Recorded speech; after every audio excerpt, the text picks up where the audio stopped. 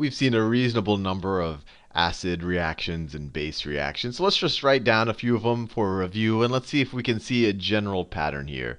And a lot of this might not be any news to you. So if we have hydrogen fluoride, or if it's in an aqueous solution, it's hydrofluoric acid. We know that this is a weak acid. It doesn't dissociate completely, so it's in equilibrium, some type of equilibrium. That doesn't mean the concentrations are equal. This hydrogen dissociates. And sometimes actually we know in reality it tags a ride along with another water molecule and forms hydronium. And then you have, and of course this is still aqueous. Everything is going on inside of water. And then you have left over your fluoride anion, or negative ion, and that's also in an aqueous solution. And well, we could have rewritten, actually let me write another reaction here just so you can see the general pattern. Let me write another acidic reaction. Let me write ammonium. So that's NH4 plus. It's ammonia with an extra hydrogen. And then let me just write that. In an aqueous solution, that can dissociate to one of those hydrogens popping off in an aqueous solution. And then you have ammonia, NH3. That's also in an aqueous solution. Now, both of these describe an equilibrium reaction, but it kind of implies that we're dealing with weak acids, right? You take an acid and they're producing hydrogen, which is at least the Arrhenius definition of an acid. If you looked at the Bronsted-Lowry definition, where they're donating protons to the solution, they're creating hydronium, they're donating protons to the water around it. But it kind of describes it as an acid. But we know it's a weak acid, so this reaction goes in two directions. So we could write the same reaction essentially as a basic reaction. So we can, instead of saying hydrofluoric acid is our acid, we could say, hey, if I just have a fluoride anion, if I just have a negative fluoride here, I could say a negative fluoride, if I put that in, actually I keep making that same mistake. Fluoride, the fluorine does not have an L in it. I do that because chloride does, so let me erase this. So there's hydrogen fluoride is HF, so it's just F there. Let me go to periodic table. See, I always confuse fluorine with chlorine, right? Because F is just for fluorine. Well, you get the point. Okay, so I could rewrite the same acid, weak acid equilibrium as a weak base equilibrium, where I could say a negative fluorine anion in an aqueous solution is in equilibrium with, and now we're saying I'm considering this a base, which means that it's going to increase the concentration of OH. So what this might want to do is it might want to grab some hydrogen from some of the water that's in the aqueous solution. So it grabs some hydrogen. And becomes hydrogen fluoride or hydrofluoric acid. Let me do that in that magenta color. It's aqueous. And where did it get this hydrogen from? Well, it got it from one of the surrounding water molecules, which was H2O. Since it gave away one of the hydrogens, now it's just OH minus. So the surrounding water molecule is OH minus aqueous. Now these might look different. That this is donating a hydrogen to create to the surrounding medium, and then you're left with just the fluorine molecule. While this is essentially creating a hydroxide molecule out of the surrounding medium, so it looks basic. But if you think about it, these reactions are the same. I mean, you could have just gone in reverse direction. You could say, hey, this is going to react with some random hydronium molecule or some random freestanding proton out there, and then it could form hydrogen fluoride. But we know that hydronium isn't just sitting everywhere, that whenever you take the reverse reaction, whenever you're going in this direction, this doesn't have to grab this hydrogen from an H3O. It could grab it from an H2O, and then you would have this reaction. These are equivalent. And we could do the same thing. We could do the same thing here for ammonium and ammonia. We could write ammonia as a base. NH3 is in equilibrium as a weak base with, it can grab a hydrogen from its surrounding medium and become NH4 4 plus in an aqueous solution. And then it would have grabbed that hydrogen, probably from a water molecule, because that's what's around it. And so that water molecule will become an OH minus. And so now this looks, ammonia is a weak base. Ammonium is a weak acid. But these are equivalent reactions. Now, you're probably already seeing a relationship here. Ammonium is a weak acid. Ammonia is a weak base. And what's the difference between the two? Just an H, right? And hydrofluoric acid is a weak acid. Just a fluorine anion, a negative fluorine, is a weak base. And what's the difference between the two? They're just difference of a hydrogen. So let me write that down. So we have, let me write weak acid, and then you have your weak base. Weak base.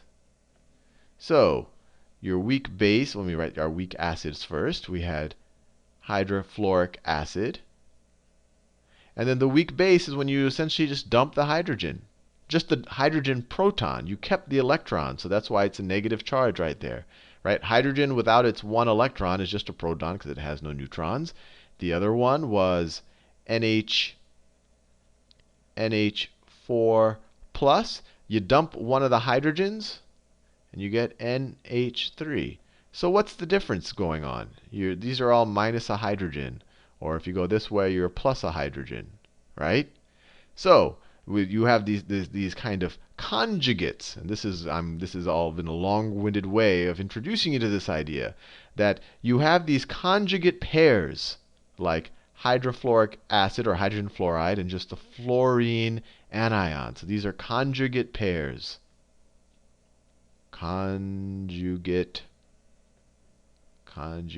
pairs, which are essentially two molecules that are identical except for a difference in one hydrogen. No more than one hydrogen. One day there might be a test where someone shows you two molecules that are separated by two hydrogens. Those would not be conjugate pairs. For example, if I show you H2O and OH minus, these are conjugate pairs because this over here is exactly this minus a proton. And in fact, let me be clear that it's not just minus the hydrogen, minus the proton, right? One of them is keeping the electrons. So this is minus a hydrogen proton. This is plus a hydrogen proton. So the difference between these two are just a hydrogen proton. Now, so these are conjugate pairs. Now, if I were to say that H3O and OH minus, you might be tempted to say, hey, this is very acidic, this is a base, this is a conjugate pair. But no, there's a 2H, 2 proton difference. Oh, this is H3O plus. There's a 2 proton difference. So these are not conjugate pairs.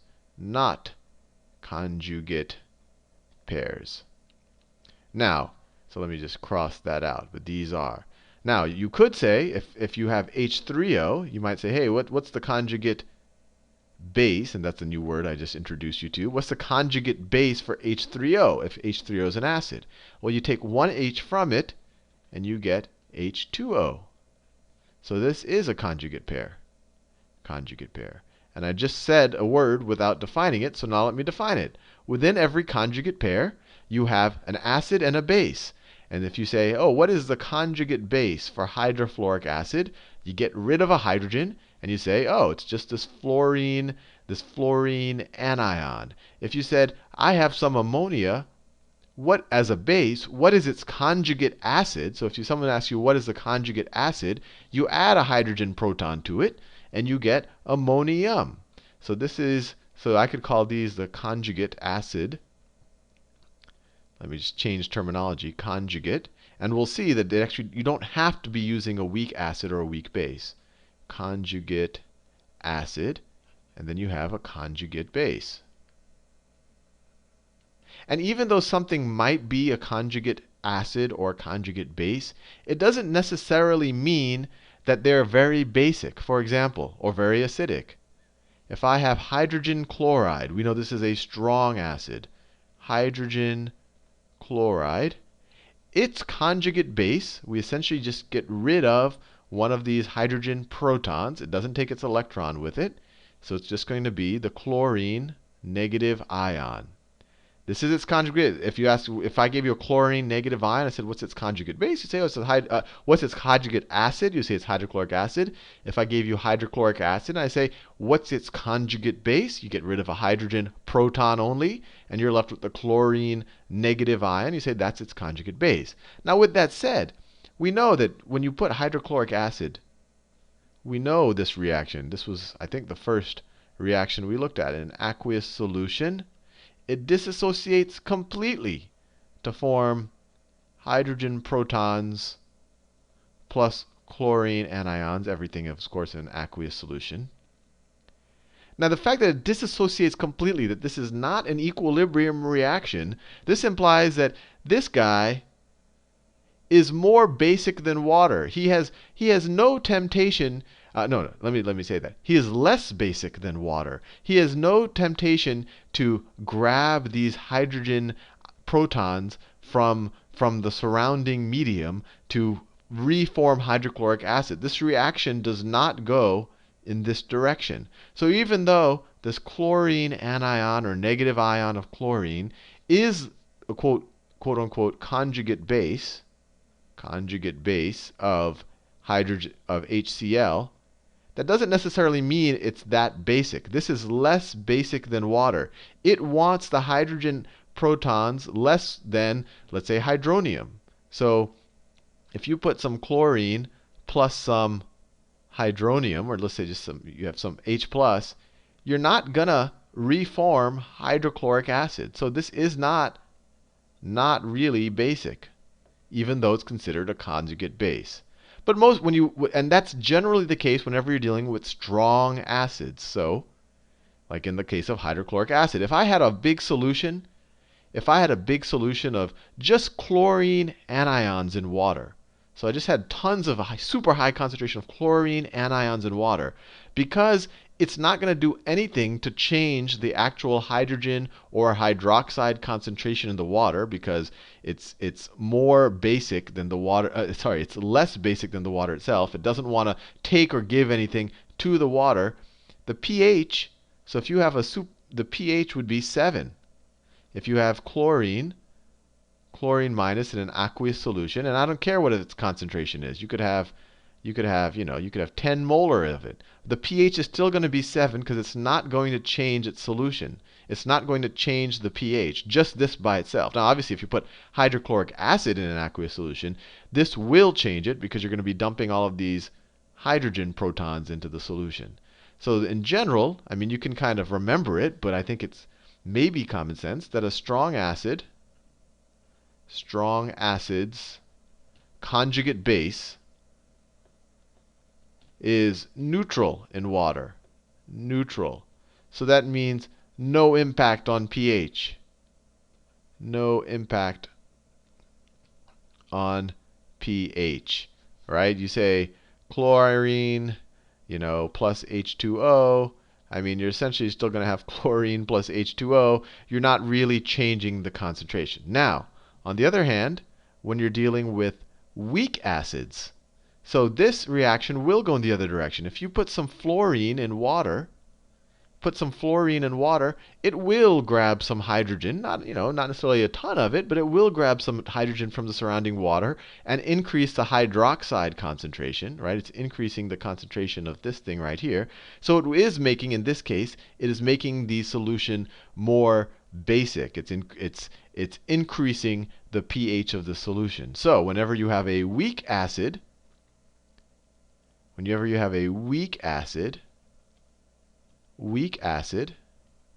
its conjugate base will be a weak base. And you could make this statement the other way around. If you have a conjugate, let me switch colors, it's getting annoying. Conjugate base, a weak base, its conjugate acid is going to be a weak acid. So hopefully you get the idea here. It's actually not that fancy of an idea. It's just that if you have an acid, its conjugate base is just that acid minus a hydrogen. If you have a base, its conjugate acid is just that thing plus plus a hydrogen. Actually, let me just do a bunch of problems here just to really hit the point home of what we're talking about. So if we, let's just do a bunch of them. So if this is the acid and this is its conjugate base. So if I have, you don't even have to know the words. If I have that, the conjugate base, well, I'm just going to get rid of a hydrogen proton. So NO3 minus. I didn't get rid of the whole neutral hydrogen molecule. Remember, I just took a proton away. The electrons stay the same, so I have a negative charge. If we already did, let's say we did H2SO4. So its conjugate base, get rid of a hydrogen. HSO4 minus. If I have hydrogen bromide, get rid of a hydrogen.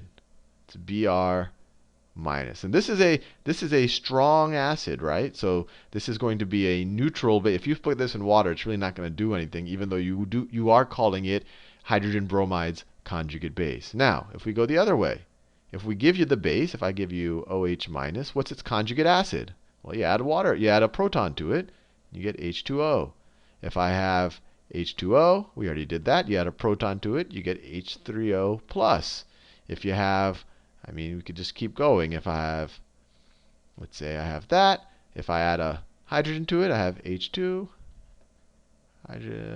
There you go. And it's neutral now because I added a proton. Anyway, hopefully I haven't beaten this horse to death and you understand what conjugate acid and bases are all about.